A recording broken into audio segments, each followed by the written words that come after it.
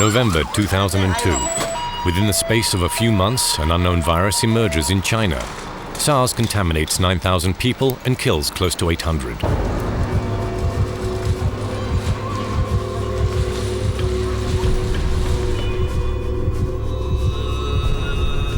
Fear takes hold of entire populations, who appeal for divine clemency.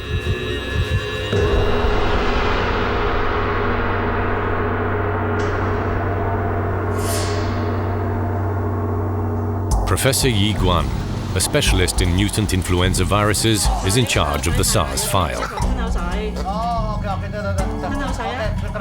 He must act quickly, for many new cases appear each day. It seems that the virus is transmitted through air, so there is a risk of very rapid propagation. Professor Guan's mission: to isolate the virus, find its origin and its mode of transmission. Southern China is an easy place to generate new infectious emerging diseases. The human population is the biggest in the world, and animal population also biggest, and furthermore, humans and animals have close contact. Human and animal have close contact.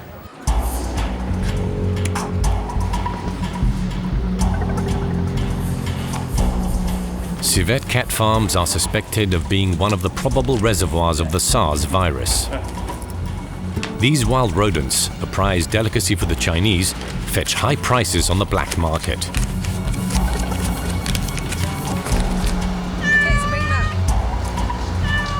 In the markets in the heart of the big cities, the close contact between humans and animals represents a time bomb for the propagation of mutant viruses such as SARS. A virus is a living dead organism lying in ambush for a host to squat. To reproduce, the virus must invade a living cell. The virus has one of the simplest anatomies. Its surface proteins enable it to penetrate a specific cell, as a key fits into a lock. Inside are all the ingredients necessary for reproduction. It's genetic material, made up of strands of DNA, and sometimes RNA as well. RNA viruses are the most dangerous, as they mutate most frequently. The SARS virus belongs to this high-risk category.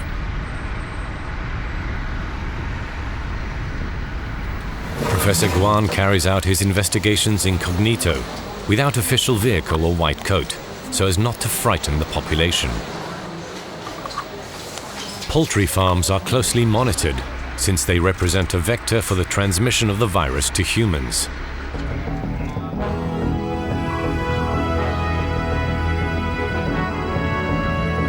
The avian flu alerts of 1991 and 1997 are still fresh in the minds of the Chinese.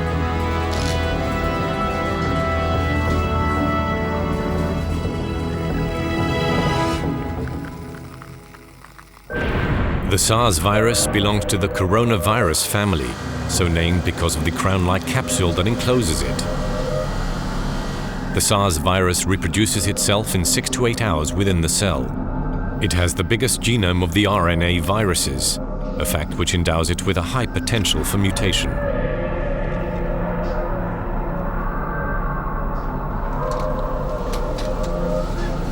At first, the SARS virus was shrouded in secrecy. Confronted with the risk of a worldwide pandemic, an impressive arsenal of measures was implemented, transforming the daily lives of the Chinese.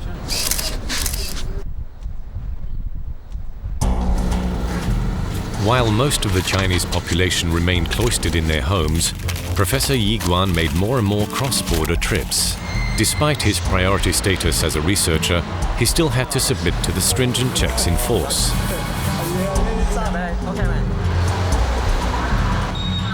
Masks became obligatory, and the hygiene regulations were draconian. China almost went into quarantine. In the country's major airports, thermal detectors scrutinized the crowds of passengers. Any individual with a temperature above normal would be intercepted and obliged to undergo a more detailed examination.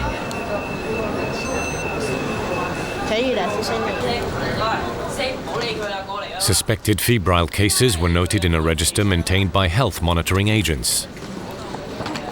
At the borders, health information forms had to be completed by all travelers.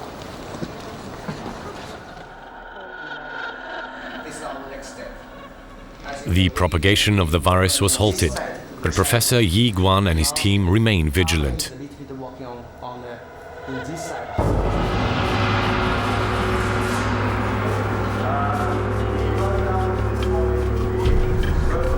If the SARS are still in the wildlife, if the virus is still in the wildlife, the human population is the same, the market is the same, everything is the same, nothing's changing, so the virus is definitely going to come back.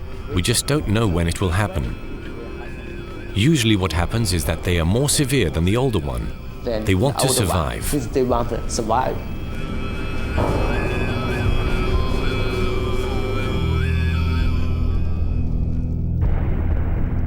The SARS epidemic revived the old demons of the 1918 Spanish influenza epidemic.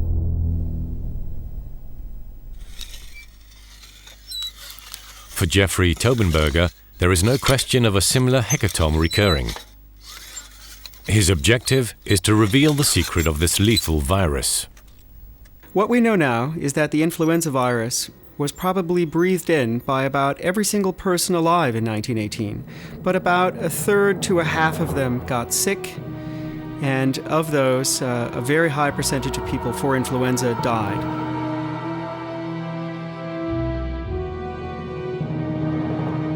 The epidemic was even more deadly than the Great War. Between 50 and 100 million deaths in less than a year.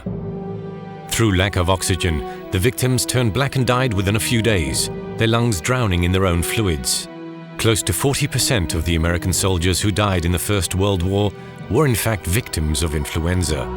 But at that time, no one suspected that the cause was a virus.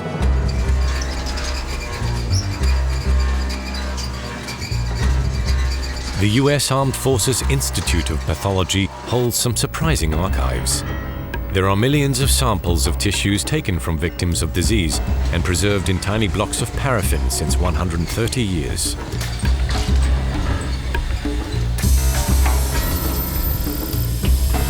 A true goldmine for Jeffrey Tobenberger in his hunt for the Spanish flu virus. He hopes to find a trace of the lethal virus here. The culprit responsible for Spanish influenza is finally unmasked. It's a virus. This microscopic invader breaks into a cell, it liberates its genetic material and reproduces in the cell nucleus. The virus thus transforms the cell into a factory capable of producing thousands of copies of itself, which in turn infect other cells. In 1995, several samples discovered in the tissue bank enabled Professor Tobenberger to begin sequencing the genome of the Spanish influenza virus. But this was not enough for producing the portrait of the killer virus. Luckily, Dr. Joanne Hultin entered the team. And one day, a visitor, prominent virologist, mentioned that somebody ought to go up to Alaska and look in the frozen ground for victims from the 1918 flu pandemic. I knew when I heard that, this is for me. For half a century, Joanne has hunted the virus in the frozen soil of Alaska. The victim number 11 was really an amazing sight for me. And I was so happy when I found that. I knew that this is where genetic material from the 1918 influenza virus would be found. So here is a picture of the woman I found at 7 feet in the frozen ground in Alaska. She had died in the flu pandemic in November of 1918. And she was markedly mummified. And she had been obese in life, so that her internal organs were well preserved. And that is why I found such a good lung specimens for you.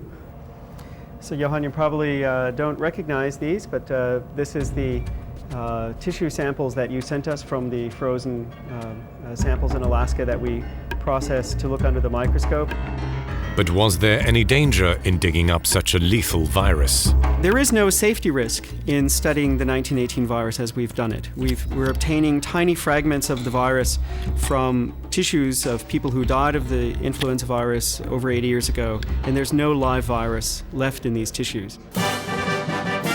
Jeffrey Tobenberger and Joanne Hultin now occupy an important seat in the history of virology. After 10 years of efforts, the genome of the Spanish influenza virus has finally been completely sequenced. This colossal task doesn't explain why the virus killed so many humans. Its genome does not present any determinating mutations. The answer lies undoubtedly in the surface proteins.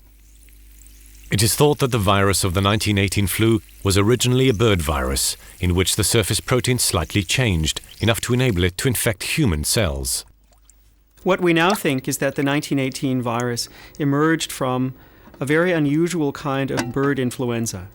And we think that it slowly adapted over a couple of years into humans. What we can't say is where in the world this event occurred. Today, the risks of a new epidemic of lethal avian influenza are taken extremely seriously.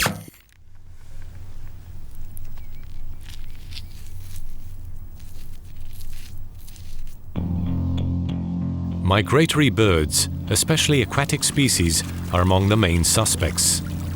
It is now known that they carry 15 subtypes of flu virus.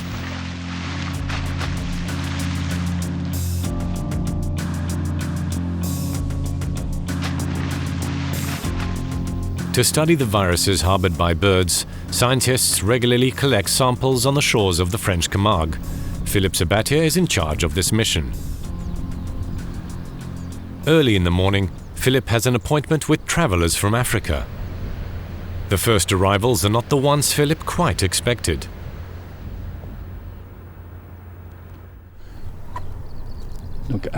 Incredible, she looks exhausted. Every season, 4 billion birds return to the European continent via the French Camargue. It is a highly privileged place for monitoring diseases transported by birds. We used to think that animals had specific viruses, that humans had their own viruses too, and that each species had viruses particular to that species. We have realized in the recent history of virology that certain viruses can pass from one species to another indifferently. Philippe has a special interest in viruses that are capable of moving from bird species to other animals or man. In the French Camargue, the conditions for this are present. Horses and cattle occupy the same territory as the migratory birds. With local farmers, Philippe Sabatier has established a monitoring system which makes possible the immediate detection of viruses of avian origin in intermediate species such as horses. The aim of our work is to improve our understanding of the different risks so that we can react quicker and prevent propagation. Fortunately, the species barrier is not crossed so easily.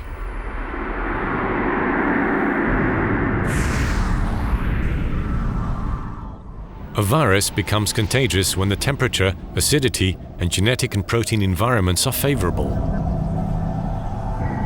To colonize a different host, the virus must adapt itself to the new conditions by mutating. What scientists fear most is that a virus of animal origin, such as the avian flu virus, and a virus of human origin infect the same cell.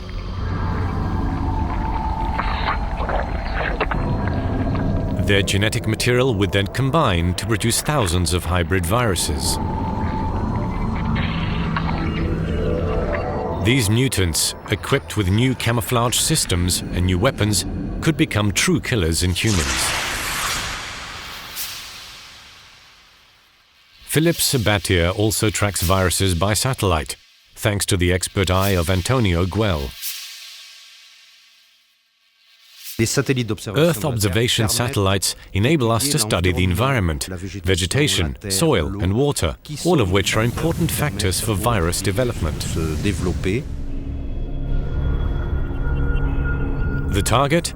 To prevent catastrophic science fiction scenarios from becoming reality.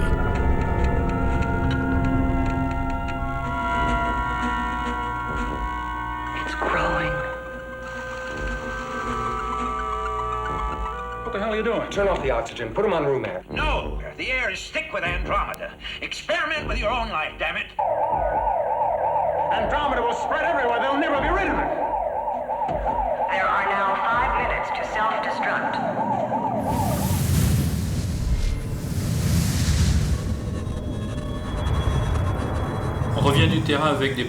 We're just back from the field trip with some samples. There are probably some positives. We'll send them to the Pasteur Institute for Virus Isolation. Do you have any information from the satellite that would suggest a risk of epidemic today? Antonio Guel works with Philip within the framework of the BIRD program, a worldwide study of the viral risks linked to bird migration.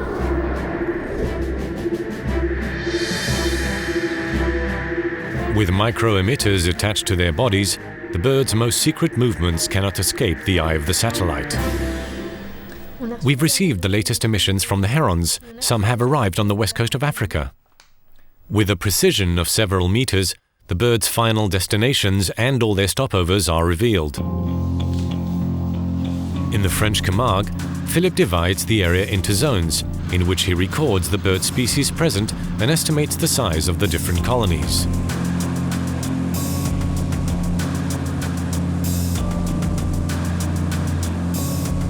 Philip double-checks the information provided by the satellite through an aerial view.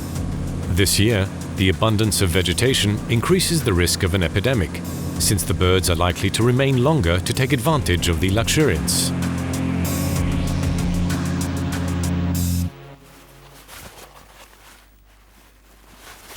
Geese may not be very cooperative, but they are one of Philip's latest priorities. He would like to know more about their migration pattern. His first task is to familiarize the big birds with rudimentary attachments. Looks good. Shall we let her go?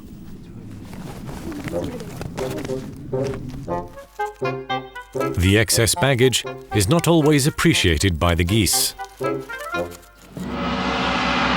The risk of a pandemic is associated with highly contagious viruses that are transmitted through air. Like SARS and influenza, smallpox belongs to this family.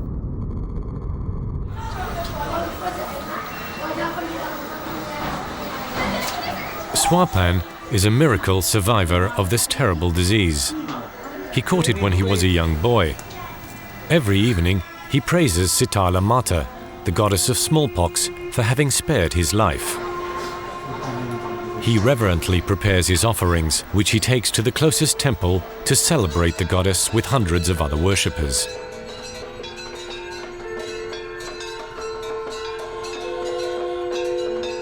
The great pandemics were often interpreted as a divine punishment, an evil that was impossible to fight and which must be accepted with resignation.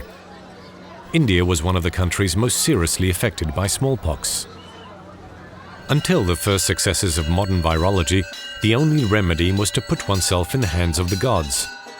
This is why in India, the Hindu pantheon includes a goddess of smallpox, Sitala Mata.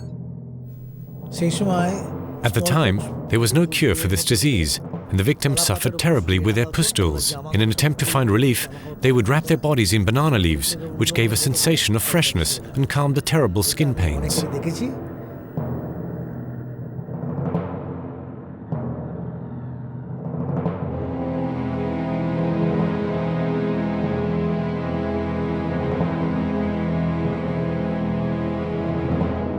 Those who survived were left with terrible scars.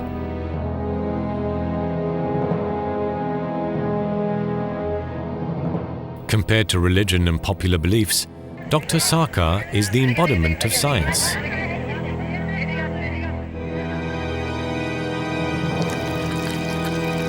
A pioneer of virology in India, he created the first major laboratory in Calcutta. Dr. Sarkar directed the national vaccination campaign. He remembers how it was necessary to counter the resistance and beliefs of certain villagers who did not want to be vaccinated.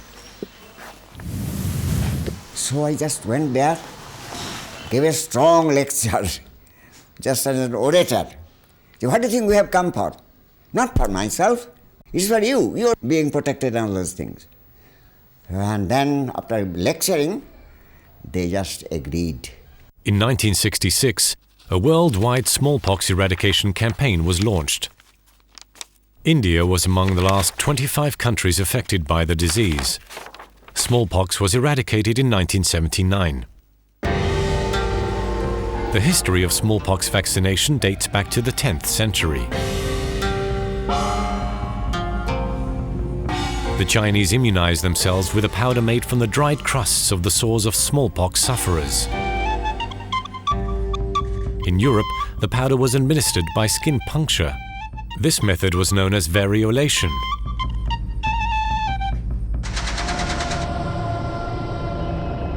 While smallpox may be the most deadly virus of the 20th century, there are other microscopic killers that hold impressive numbers of victims.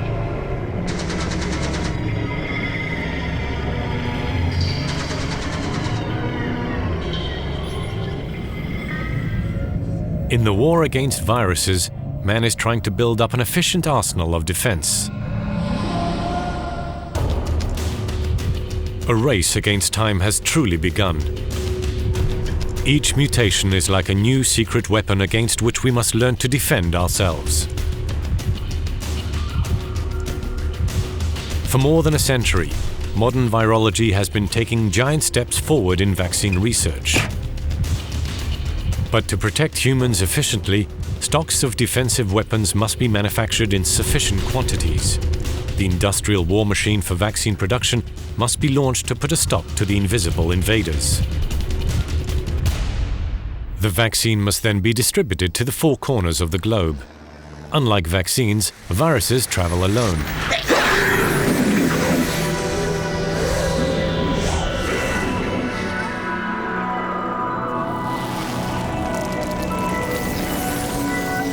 Vaccines reinforce our body's defense.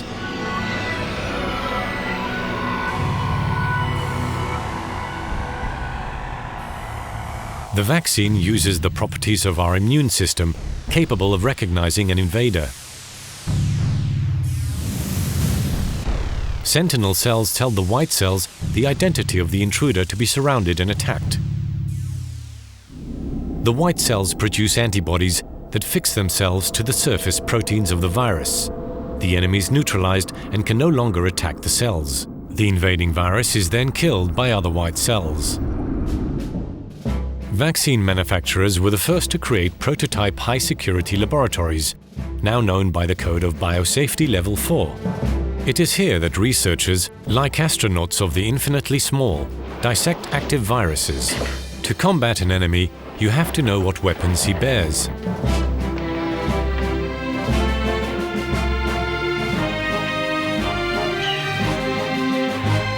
Viruses can infiltrate concrete and rubber, but through materials developed for nuclear applications, humans can now safely accept the challenge. The high-security zone where viruses in their most dangerous forms are manipulated is an airtight chamber maintained at constant low pressure. For the researchers, there is an obligatory chemical shower at the exit. These laboratories of the fourth dimension now exist on every continent.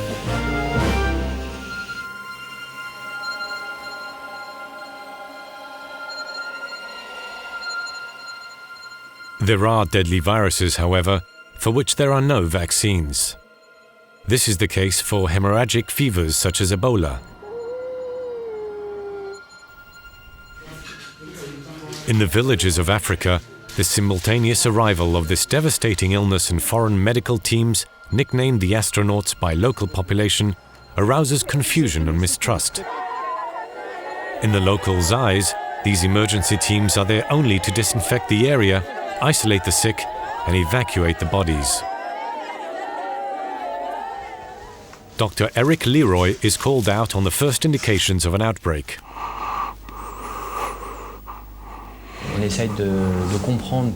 We are trying to understand why some people survive the infection, 20% to be precise, and why 80% die. So we are trying to compare the immune responses of these two categories of people. Ebola is a filamentous virus, hence its name, Virology, which first of all attacks the cells of the immune system, then the cells that line the blood vessels, thereby causing hemorrhages. In the field, the priority is to inform the population and to convince people to cooperate with the doctors. Ebola is in our village. When you see the nurses coming to your place, you mustn't threaten them. They are there to save the people from Ebola. The people who have fled to the forest must come back to the village. Animal reservoirs carry the virus without getting sick.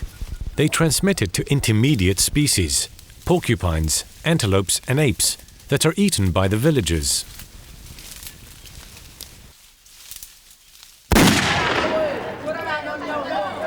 Humans are contaminated when they manipulate the meat of infected animals.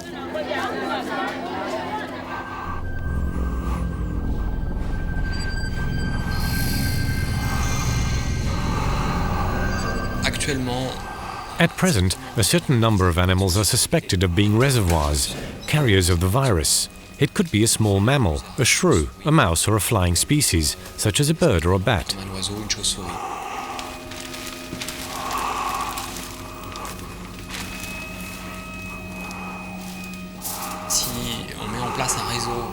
If we establish a network that can rapidly detect animal deaths before the first human cases appear, then we can set up a series of measures to try to prevent transmission to humans.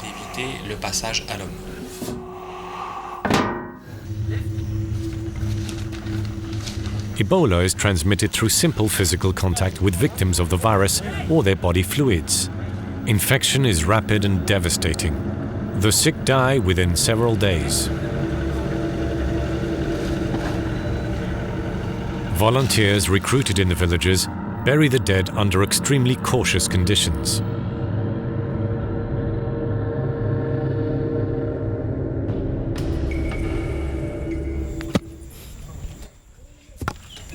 The areas hit by the virus are isolated to break the chain of contamination. Did you know that the zone was under quarantine before you left? Yes, I knew. So why didn't you come to see us? We want to save everybody's lives. Because if you are sick and you go to Brazzaville, Brazzaville is a big city. As soon as you get sick there, it's finished. Brazzaville will fall.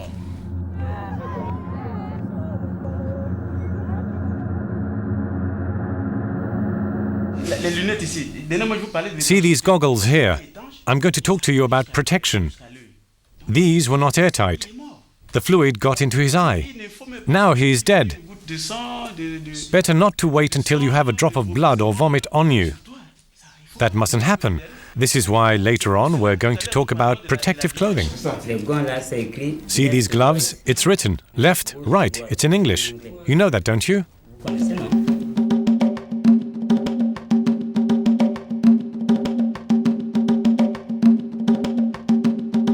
The nursing teams must be shown how to protect themselves while caring for patients, for it is often the medical volunteers who are amongst the first victims of the virus.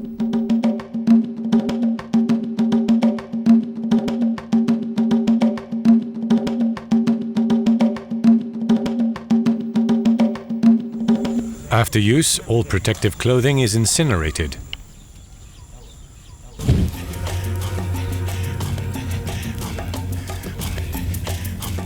For even a virus as deadly as Ebola cannot resist fire.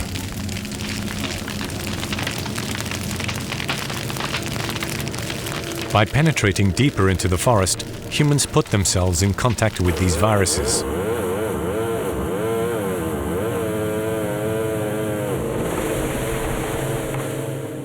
Over half of the face of the landmass of the earth have been changed by what humans do. That is not a trivial impact. We are a major player in the emergence of these diseases and in the changes in the ecology of the world. So we are our own worst enemy in this respect.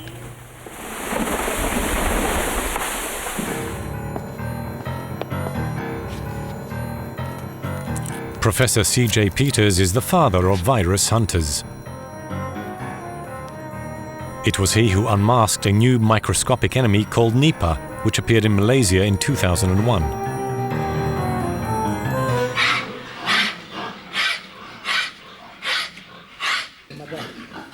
The virus was transmitted to humans from pigs that were suffering from a serious respiratory illness. initially infecting people who worked on pig farms. To prevent the propagation of the virus, the counterattack was rapid.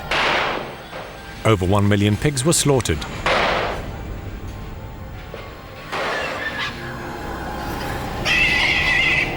Pig farms were closed and disinfected.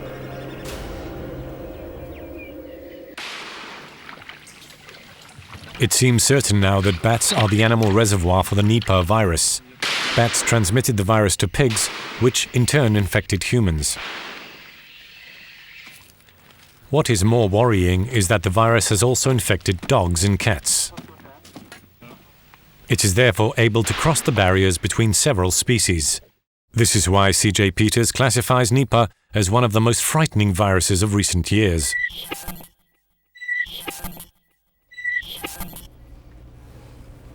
Only these unknown viruses can get through security checks without ID cards. Hi, excuse me, can I help you? New virus from Asia. Okay, I'm Dr. Peters. Dr. Peters, can I see if you got access to this building, please? You know, people always ask you, what's the big one? What's the bad one? What wakes you up in the middle of the night with sweats and so on? And the fact is, in my experience, you don't know what the next bad one is. You can tell people, though, that the thing that's the most worrisome is a virus that can spread from person to person. And that is the virus group that we're most concerned with.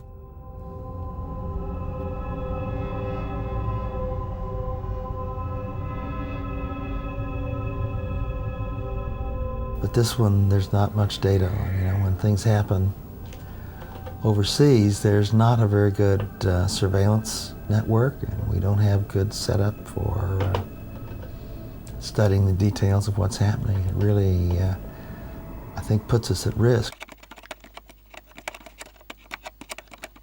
Every 2 or 3 years, the world is confronted with the same phenomenon. A new virus, totally unknown, attacks humans. Nobody knows where it comes from, how it transmits, or the size of the epidemic it may cause. We will have millions and millions of deaths, and we will have a huge impact on not just on the people who die and the people who are sick, but it'll change the nature of hospital practice. It will have a severe economic impact. People won't want to get on airplanes because that's a chamber where the viruses can circulate. People will not have the manpower to harvest crops. Over 2,000 viral species live upon our planet, but only 10% of them attack man. After dissection in the BSL-4 lab, viruses are inactivated. They can then be studied without special protection and without the risk of contamination for humans.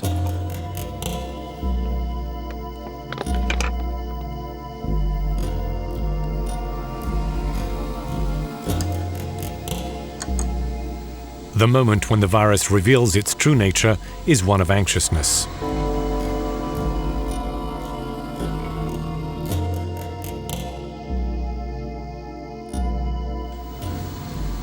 That's very interesting. That looks like SARS to me.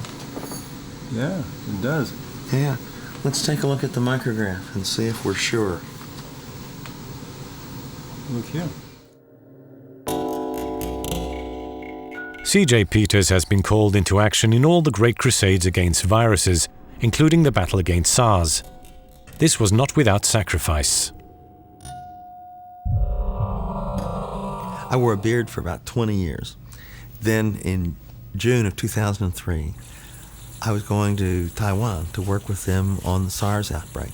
And I realized I needed to have a respirator that would fit my face very tightly so that it would keep out the particles and protect me. So the beard had to come off.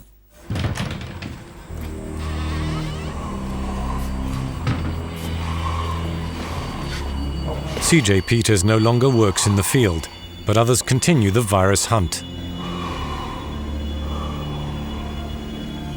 Luis Eloy Pereira and his team have been notified of a victim of an unknown illness. The investigation is launched. They collect the clues that could put them on the trail of the killer. Luis Eloy is a biologist. He and his team relentlessly scour the caves, fields, forests and swamps of Brazil in search of viruses.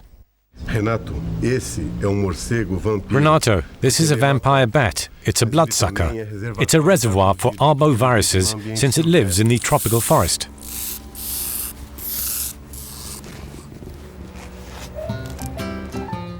Brazil has a long tradition of virus hunting. Its climate and its wealth of flora and fauna are factors that favor the development of certain viruses, especially the arboviruses. This term designates all viruses transmitted by blood-sucking insects. Bats and rodents are favorite reservoirs.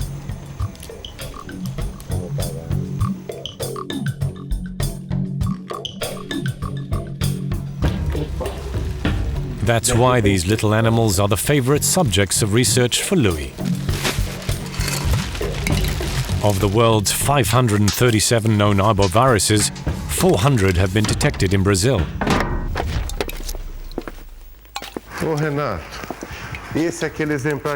Oh, Renato, remember that these are the captured rodents in which we detected arboviruses. I'm going to put this one here on the shelf for identification, okay?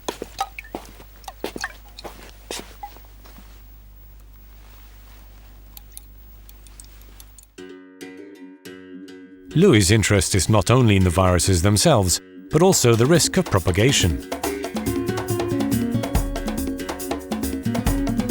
In this region of the world, birds are among the species that are closely monitored. It is important to know that, like rodents, they can be carriers of arboviruses.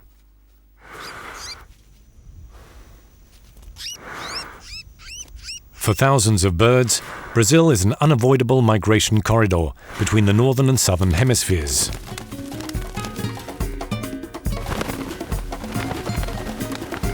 One of Louis' fears is that birds might transport viruses picked up in Brazil through being bitten by mosquitoes or other insects to other countries.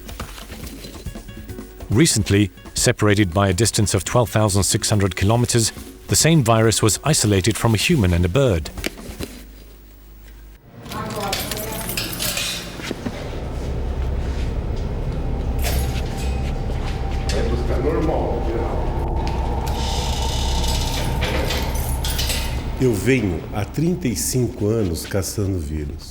I've been hunting viruses for 35 years now.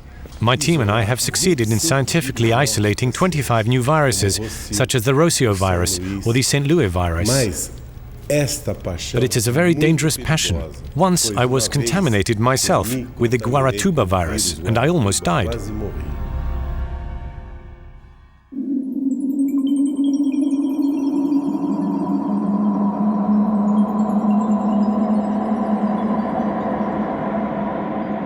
Rocio is one of the viruses that worry Louis most. It has been found only in Brazil, unmasked for the first time in 1976 in a person who died of encephalitis in the city of Iguape. You see, Jonas, this box contains the viruses that we found on the bats captured in Iguape. Every year, Louis Eloy's Institute tests 30,000 samples collected from animals or humans. The invention of electron microscopy in 1939, a technique which can magnify 30 to 50,000 times, offered scientists the possibility of examining viruses. Up until that time, the most that could be seen with optical microscopes were large bacteria. But even with an electron microscope, viruses are so small, the viral surface proteins appear only as vague outlines.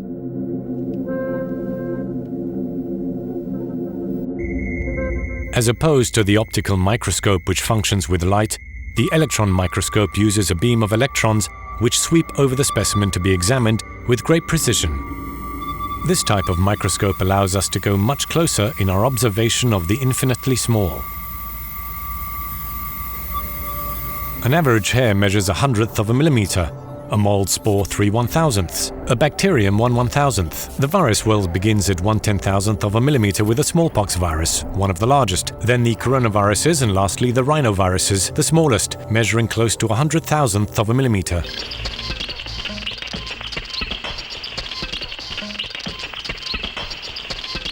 For Jean-Yves Gros, this wall of numbers has a true meaning. They are the measurements of a virus in 3 dimensions. To the trained eye, these figures reveal the first secrets of an unknown galaxy.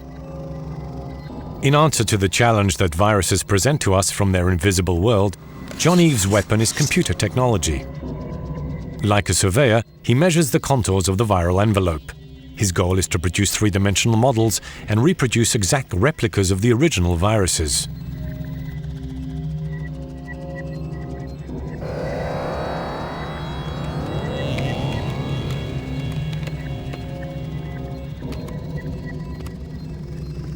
The very first time I had an image of a virus on the screen, I was really excited. Suddenly, from all these bunch of numbers that wouldn't normally mean much to anyone, came to life this new world where no one had gone before.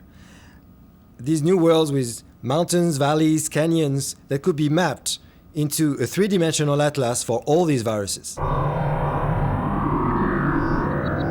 The technique developed by John Eves Grow reveals the identity of the virus and provides extremely precise information about their shapes and their surface structures.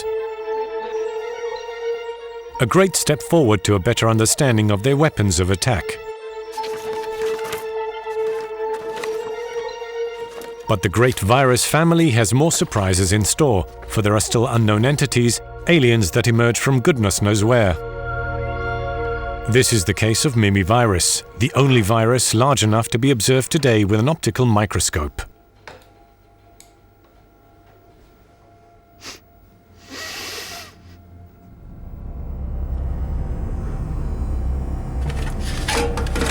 Extracted from the air conditioning circuit of a British hospital in 1992, this thing, for a long time considered to be a bacterium, has resisted all scientific investigations for over 10 years.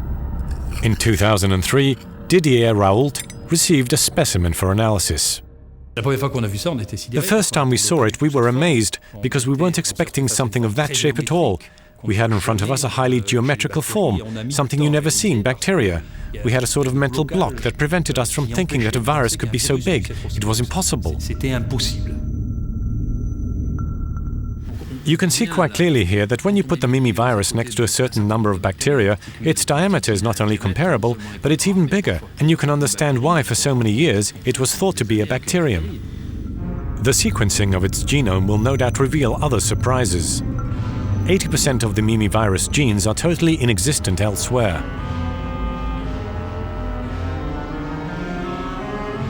On a microscopic scale, it's a bit like finding a living dinosaur. Mimivirus tells us that we know very little about viruses. There are more viruses than any other form of life on Earth. There are some extremely strange forms of viruses that have been discovered at the bottom of the ocean, in mud, in water. But generally speaking, the world of viruses is a world yet to be discovered. If mimivirus is unique and has never been found elsewhere, there are other viruses that proliferate throughout the natural world.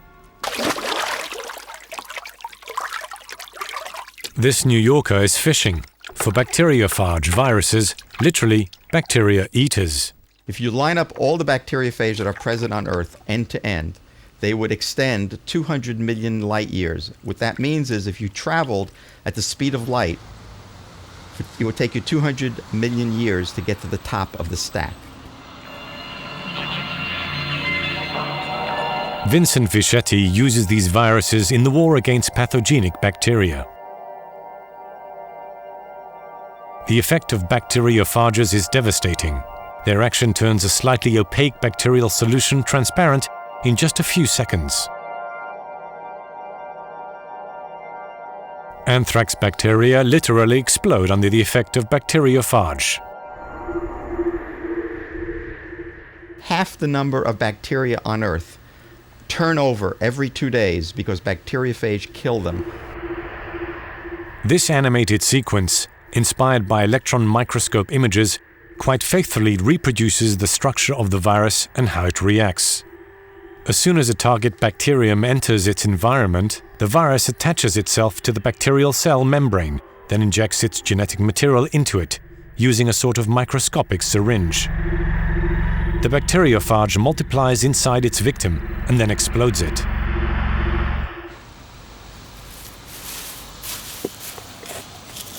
Bacteriophages are everywhere, in the smallest drop of water or a handful of soil, and Vincent Vichetti does not have to go far to find his microscopic companions. For him, Central Park is a gold mine. It's more than we've ever been able to do before, because right now we wait for the infection to happen and we treat with antibiotics. This is our first opportunity that we can prevent infection. Other than vaccines, this is the only other way you can go in and prevent infection, by removing the pathogenic organism or the disease organism before it has a chance to cause infection.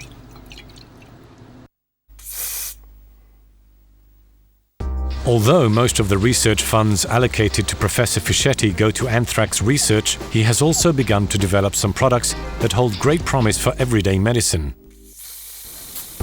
He will soon be seeking market approval for aerosols to combat pulmonary infections.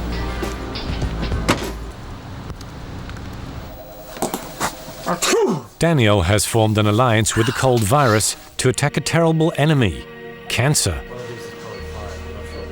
Dr. Daniel Sees has experimented with an engineered cold virus against liver cancer. The results are very encouraging. Injected into the artery leading to the liver, the virus exterminated tumor cells without damaging healthy tissues.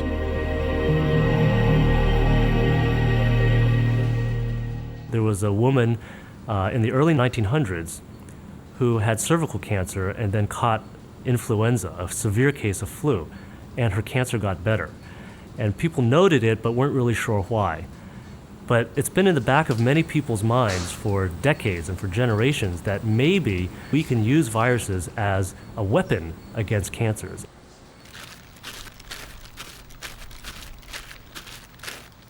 With Dr. Sees, the cold virus entered the hospital through the front door. Patients that we expected to live only a few months, on average, overall lived about one more year. It's not a miracle. Most of these patients ended up dying of cancer, but we were able to extend their lives and buy them a little time. So here we have CT images of a patient who was treated on the onyx virus trial. At the time of presentation, he had colon cancer that had already spread to the liver, and you can see that there are multiple dark areas within the liver that represent these tumors. After being treated with the onyx virus, 7 months later, we performed a follow-up CT scan that revealed that most of these tumors have completely disappeared.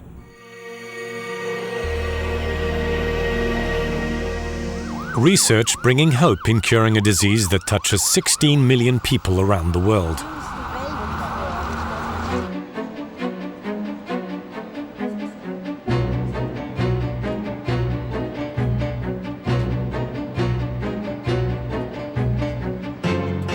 We are not dealing with Dr. Jekyll and Mr. Hyde, but with recognized scientists of Yale University. Professor Van den Pol is particularly interested in the action of certain viruses on our brain cells.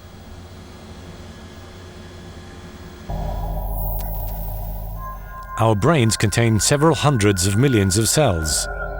By manipulating the genetic codes of viruses, he can give them an affinity for certain brain cells. The virus is then guided by remote control until it comes into contact with a given cell. But how can the final destination of the virus be visualized?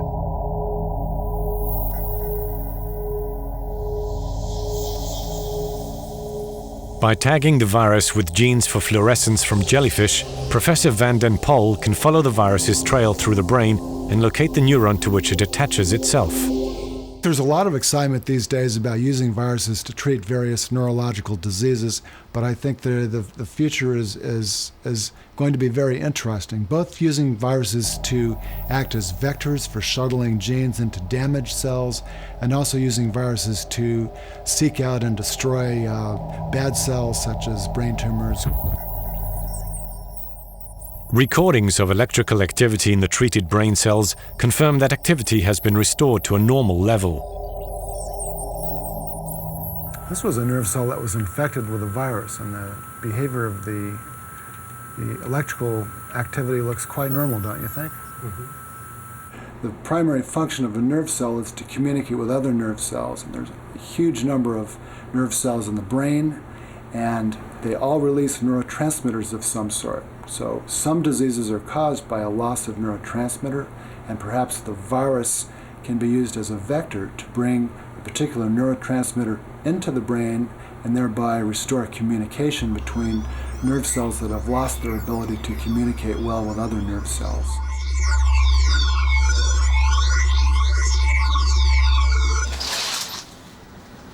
think as we learn more about viruses and their genetic codes and their behavior inside cells, we can get closer and closer to potentially using viruses as a great asset in the clinic. The possibility of programming viruses to destroy brain tumors and to prolong cell life opens new horizons in the treatment of neurological diseases.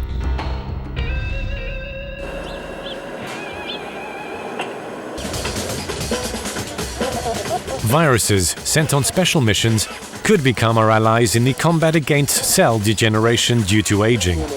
Viruses could well be the key to eternal youth.